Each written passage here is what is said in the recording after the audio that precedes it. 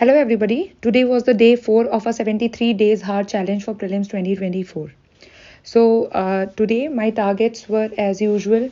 As I told you, I'm doing environment and CSAT plus newspaper, and then I was supposed to do current affairs plus some MCQs. For which today I did not do previous year questions, but I took a sectional test of 50 questions. So I solved that. Okay. So I think today the day was good. I could complete most of the things that I had decided, because as I told you, the yesterday was not that good for me. I could not complete many of the things, but today I did it. And as I've told you all that from now onwards, I'll be posting the targets in the morning video. So while I'm shooting this, you will be getting this video tomorrow morning. That means today you must be watching it. And any questions that you have regarding your source or anything that you're facing problem with, you can just text me in the Telegram and I'll be answering it in the videos that would be coming up next day. Now I'll answer some of the questions that I got. First was with respect to art and culture. Okay, somebody asked कि class 11th की जो arts की book है वो काफ़ी होगी क्या art and culture के लिए. सो नाउ क्लास 11th की जो बुक है, आप प्रीलिम्स के लिए उसको डेफिनेटली पढ़िए. प्लस आपको नितिन सिंघानिया जो आपने पूछा था, अगर आपके पास टाइम है तो कोशिश कीजिए कि कुछ चैप्टर्स हैं जो कि मैंने अपने आर्ट एंड कल्चर और एंशंट जहाँ पे मैंने डिस्कस किया हुआ है स्ट्रैटेजी, उसमें आई हैव टोल्ड यू कि what are the important chapters that you are suppose to look into Nitin Singhania. तो आप उसमें से सिर्फ वही चीज़ें पढ़िएगा and rest solve a sectional test for this. उससे क्या होता है ना, आपको क्लैरिटी आती है और आपको पता चलता है कि how are you suppose to address. देखिए, एंशियंट और medieval plus art and culture for prelims ना, you must have seen the questions. तो उसमें से ऐसा नहीं है कि आपसे सारे क्वेश्चंस हो जाएंगे, बट इनका जब आप सेक्शनल करते हो ना, तो आपको एक तरीके से रिवाइज हो जाता है और आपको पता चल जाता है कि जितना आपने पढ़ा है उतना आपको समझ आया कि नहीं. You can be very limited in this, ये जो सब्जेक्ट है, बिकॉज इसका कॉस्ट बेनिफिट उतना नहीं है, बट गिवन द इम्पोर्टेंस जैसे उसका वेटेज बढ़ता जा रहा है, आप उसको छोड़ भी नहीं सकते. So what you should do is कि आप उसके लिए एक बेसिक मटेरियल पढ़ लें जो हमने डिसाइड किया है कि वो बेयर मिनिमम है, वो आपको पढ़ना ही पढ़ना है, और उसके बाद सॉल्व सेक्शनल टेस्ट. तो उससे क्या होगा, जितना आपको मिनिमम करके जाना है उतना आप करके जा रहे हैं. उसके अलावा फिर क्वेश्चन आते हैं that is not in your hand. Okay. And second was regarding RC. Somebody asked okay कि रीडिंग कॉम्प्रीहेंशन में आपके क्वेश्चंस गलत होते हैं.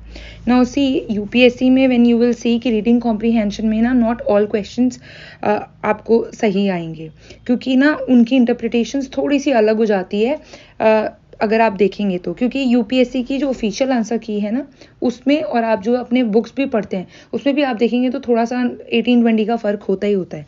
सो reading comprehension is very subjective, but if you look at the previous year questions, as I have told you, just a moment, as I have told you in कि अगर आप previous year question solve करेंगे ना, starting from 2013 to 2023, you will understand कि ये एक इतने साल के जब आप क्वेश्चंस कर लेते हैं ना, तो आपको एक पैटर्न समझ में आएगा जो कि आप GS में भी देखते होंगे. जैसे आपको समझ में आएगा कि किस तरीके से जो चीज़ ज़्यादा वाइडर ब्रॉडर पर्सपेक्टिव कवर कर रही है ना, that tends to be the answer most of the time. लेकिन ये कोई ट्रिक नहीं है, ये आपको विद पैटर्न समझ में आएगा कि व्हाट आर द ऑप्शंस जो आपको टिक करने हैं, कैसे आएगा. बाकी how can you do it, उसके लिए आप प्रीवियस ईयर क्वेश्चंस लगाइए और वो विद ईयर इवेंचुअली इम्प्रूव होगा. ठीक है. इसके ऊपर ना मैंने एक वीडियो भी बनाई हुई है, and you can take help from YouTube videos. बहुत सारे चैनल्स पे ना अच्छी अच्छी वीडियोज़ हैं RC में, where they have explained you कि आपको एजम्पशन कैसे पता चलता है, what is the difference between inference, assumption, crux की जब बात होगी तो आपको इन चीज़ों का फ़र्क पता होना चाहिए. सो आप प्रीवियस ईयर क्वेश्चन कीजिए, उसके बाद उसको टैली कीजिए ऑफिशियल आंसर की से, तो वो ग्रेजुअली इंप्रूव होगा. सपोज कीजिए आज आपके 10 में से 5 ही सही थे, ठीक है, तो कल 6 सही होंगे, क्योंकि आपको थोड़ा सा समझ में आएगा कि यार इन्होंने क्या सोच के इस पैराग्राफ का जो ये है ना, आपको समझना है कि UPSC जो इंटरप्रिटेशन दे रहा है, जो क्वेश्चन आपके गलत हो रहे हैं ना, उसमें जो यूपीएससी की इंटरप्रिटेशन है वो ऐसी क्यों है, that is what you are suppose to study. Okay, so उसका सबसे अच्छा तरीका होता है previous year question. Do not try to solve CAT के क्वेश्चन या कोई और क्वेश्चन. सबसे पहले आप प्रीवियस ईयर क्वेश्चन देखिए आरसी के लिए, यू विल अंडरस्टैंड कि कुछ कुछ चीज़ें होती हैं. और कुछ क्वेश्चन ऐसे होंगे जिसमें आपको नहीं समझ में आ रहा होगा, वहाँ पे आप फंस रहे होंगे, तो वो रियल एग्जाम टाइम में भी छोड़े जाते हैं. एंड ऐसे सिर्फ 2-3 क्वेश्चन दिखेंगे, उसके अलावा नहीं, उसके अलावा डुएबल होते हैं. Then the third thing is कि किसी ने बोला था कि कितने टेस्ट देने हैं, okay, for GS and CSAT की क्लियर हो जाए. See, it all depends on your understanding and time availability. Before and now also I'm telling you the same thing. ऐसा मेरे को बहुत लोगों ने पूछा था कि पहली चीज़, लोग बोलते हैं कि कितने मॉक्स बहुत हैं, मतलब और लोग बहुत ज़्यादा लगा रहे हैं, आप कम लगा रहे हो. See, mocks are for knowing yourself. आप अपने बारे में पता लगाइए रादर देन दिस कि दूसरे लोग क्या कर रहे हैं. जिन लोगों के बारे में आप सोच रहे हैं कि उन्होंने 50-60 मॉक्स लगा लिए अभी तक, आपको क्या पता है कि उन्होंने प्रीवियस ईयर क्वेश्चन कैसे पढ़े हैं, है ना. आपका प्रिपरेशन लेवल कुछ और है, अगले का कुछ और है. So do not compare your self. Everybody is following their best strategy जो उनके लिए ठीक है. आपको मॉक्स उतने सॉल्व करने हैं जितना आपको समझ में आए. लाइक आई टोल्ड यू कि आफ्टर एवरी सब्जेक्ट ना try to solve at least 2 sectional test for each paper. ठीक है, कोशिश कीजिए 2 से 3 सेक्शनल आप लगा रहे हैं, 100 क्वेश्चन ईच. आप ये सोचिए कि अगर आपने मॉडर्न हिस्ट्री में से एटलीस्ट 200 क्वेश्चन 300 क्वेश्चन लगाए, तो majorly you would have covered most of the things. उसके बाद come on to FLT. And FLT होना चाहिए कि आप 10 to 15 कर रहे हैं, ये तो बेयर मिनिमम, मतलब इतना आप कोशिश कीजिएगा कि करके जाइए.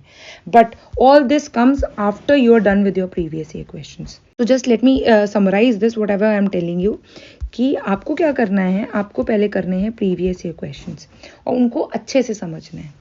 Plus then while you are doing the subject ना, उसके आपको सेक्शनल टेस्ट लगाने हैं. ओके, इसमें आप लगाएंगे सेक्शनल टेस्ट एंड फाइनली आप लगाएंगे एफएलटीज, जो कि आपको सिर्फ ये इसलिए होंगे कि आपसे कोई करंट अफेयर्स तो नहीं छूट गए, या फिर कोई ऐसा स्टैटिक पोर्शन है जो आपका वीक है, तो वो आपको रिवीजन में हेल्प करेगा. नाउ फॉर समबडी, कुछ लोगों ने कहा था कि प्रीलिम्स के लिए उन्होंने नोट्स अलग से नहीं बनाए, तो नहीं बनाए हैं तो आप मॉक्स के थ्रू रिवाइज कीजिए. अब उसके थ्रू कैसे करते हैं कि पहले मॉक्स में आपको पता होना चाहिए कि आप गलती कहाँ कर रहे हैं. ठीक है, जैसे मैंने एग्जाम्पल दिया था कि मान लीजिए आपने इमरजेंसी प्रोविजन के किसी क्लॉज में गलती की है, that means it's a conceptual mistake या फिर लैक ऑफ रिकॉलिंग, आपको याद नहीं आ रहा एग्जाम टाइम में, तो वहाँ पे जाके then and there note it down in your Laxmikanth की you are making mistake here, so that ना एग्जाम से जस्ट 1 महीने पहले you will be just going through the books ना, जो आपकी मेन सोर्स है, बेसिक सोर्स है, उसमें आपको अलग से दिख जाए कि दीज आर द एरियाज जहाँ पे मैंने गलती की थी and I will have to revise this. Okay, that happens with me. कुछ कुछ चीज़ें हैं जो मुझे याद नहीं रहती, तो लास्ट मोमेंट पे जाके आई रिवाइज दोज फैक्ट्स. लेकिन वो मुझे क्यों याद रहते हैं, क्योंकि मैं लास्ट मोमेंट पे मुझे पता होता है कि ये मैंने मार्क किया था. Okay, so you can make your notes in the test series only या फिर अलग से भी. एंड प्रीवियस ईयर क्वेश्चंस में जो ऑप्शंस आपको लग रहे हैं कि याद नहीं रहेंगे, या फिर जिसका डिटेल में आपने पढ़ा है नहीं याद रहेंगे, तो उनके लिए भी आप बना सकते हो.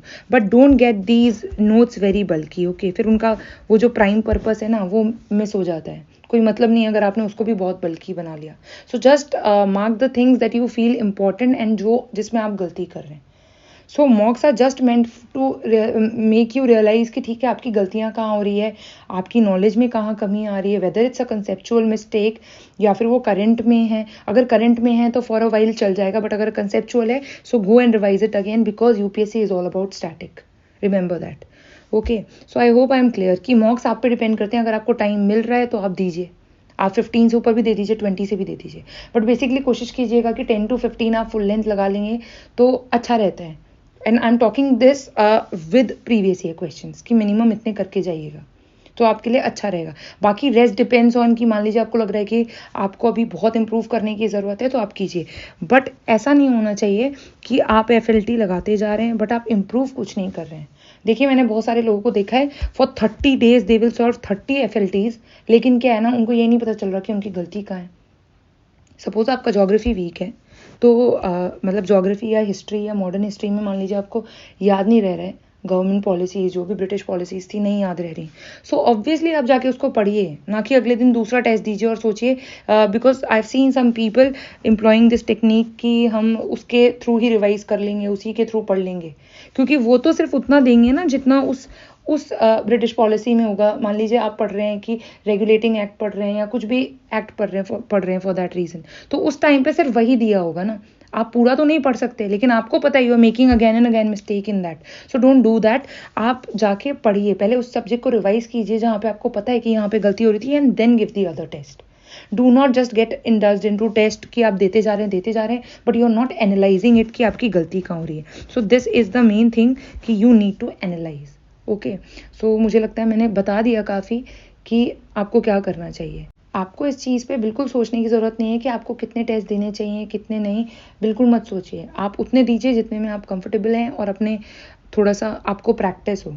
Mocks are meant for you, but हाँ, प्रीवियस ईयर क्वेश्चन के लिए there is no second option, आपको करना ही है, that's it. So I hope I was clear in this. अगर आपको फिर भी कोई डाउट है तो you can just text me on Telegram, and जो भी आप मुझे दिन में क्वेश्चंस पूछेंगे I will be answering that in the videos.